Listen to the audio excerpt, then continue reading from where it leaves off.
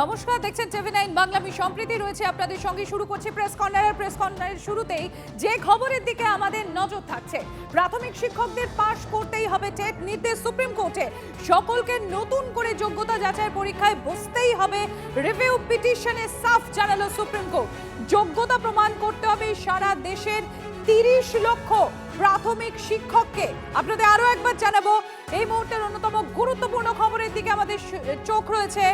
প্রাথমিক শিক্ষকদের পাশ করতেই হবে টেট, নির্দেশ সুপ্রিম কোর্টের। সকলকে নতুন করে যোগ্যতা যাচাইয়ের পরীক্ষায় বসতেই হবে। রিভিউ পিটিশনে সাফ জানালো সুপ্রিম কোর্ট। সুমন রয়েছেন আমাদের সঙ্গে, আমি একবার সরাসরি চলে যাবো সুমনের কাছে। সুমন, সুপ্রিম কোর্টের তরফ থেকে আজকে রিভিউ পিটিশনে কি বলা হয়েছে, কি পর্যবেক্ষণ, কি নির্দেশ? দেখো, তুমি জানো যে প্রাথমিকে যারা শিক্ষক রয়েছেন তাদের ক্ষেত্রে টেট বাধ্যতামূলক আগেই করা হয়েছিল। অর্থাৎ যারা অতীতে চাকরি পেয়েছেন টেট ছাড়া, টিচার এলিজিবিলিটি টেস্ট ছাড়া, তাদের প্রত্যেককেই টেট দিতে হবে, এই মর্মে কিন্তু নির্দেশ ছিল সুপ্রিম কোর্টের। এবং রাজ্যের শিক্ষকরা বটেই তো, তার সঙ্গে সঙ্গে অন্যান্য রাজ্যের শিক্ষকদের কপালে কার্যত আকাশ ভেঙে পড়েছিল এই বয়সে এসে আবার পরীক্ষা দিতে হবে। এবং সেটাকে কেন্দ্র করেই কিন্তু একাধিক রিভিউ পিটিশন দায়ের হয়েছিল সুপ্রিম কোর্টে। সেখানে সুপ্রিম কোর্ট জানিয়ে দিল 31শে আগস্ট 2028 সালের মধ্যে কিন্তু প্রত্যেককে টেট পরীক্ষা দিতে হবে।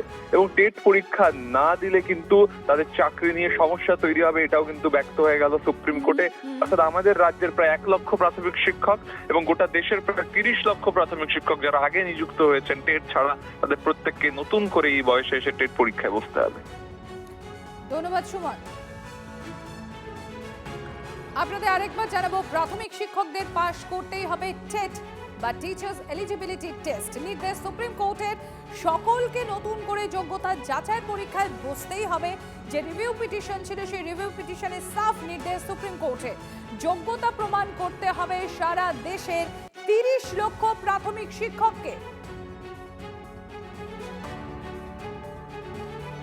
বিগত যে রায় ছিল তাকে 1 বছর বাড়িয়ে দিয়ে 2028 সালের 31শে আগস্ট পর্যন্ত সময় দেওয়া হয়েছে। সমস্ত শিক্ষক শিক্ষিকাকে টেট পাস করতে হবে, না হলে তাদের চাকরি থাকবে না।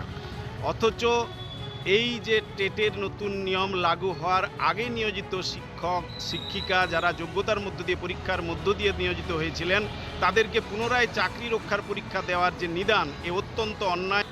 সরকার এই বিষয়টি যদি তারা যথাযথ সমাধান চায়, তাহলে অর্ডিন্যান্স জারি করে এই সমস্যার সমাধান দ্রুত করুক।